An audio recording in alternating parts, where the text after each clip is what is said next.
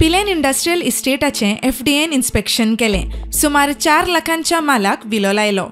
आयज आमी पिलेन इंडस्ट्रियल इस्टेटीन एक कॅज्यू प्रोसेसिंग युनिट आशिल्लो गाय काजू म्हणून ताजेर जेन्ना आमी इन्स्पेक्शना भितर सरून जेन्ना आमी इन्स्पेक्शन स्टार्ट केलें तेन्ना अशें करून चुकलें की ताजे कडेन एक्सपायर्ड जाल्लो मॅक्सिमम जो पळय रॉ मटेरियल लागता, जो काजू कोटिंग करपाक लागता किंवा सरबत लागता आनी ऑल द मसालाज निंबूज हे सगळें आशिल्लें ते कमी तेजे कडेन 2022तल्यान ते एक्सपायर जाले आनी ते तशेंच ताणें स्टोर करून दवरलेले आनी आमी सस्पेक्ट करता की तो ते मधून मधून ते कस्टमरांक तो यूज करतालो।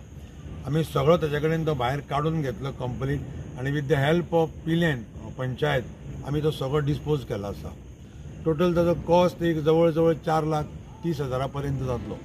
पर्राची 2 मांस विकपी दुकानां FDAन सील केली। संचालक श्वेता देसाईच्या खाला ही इन्स्पेक्शनां जाली।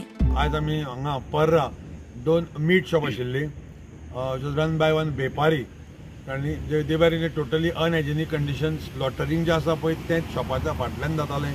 ताजो लेफ्ट ओवर जो आशिल्लो पळय तो डिस्पोजल सारको जायना आशिल्लो आनी टोटल अनहायजेनीक आनी एकट्या कडेन जर लायसन्स सुद्दां नाशिल्लें की दोनूय स्टॉलां आसा ते आमी तांचे कडेन आमी टोटल दोनूय आज आमी सील केल्ली आसात।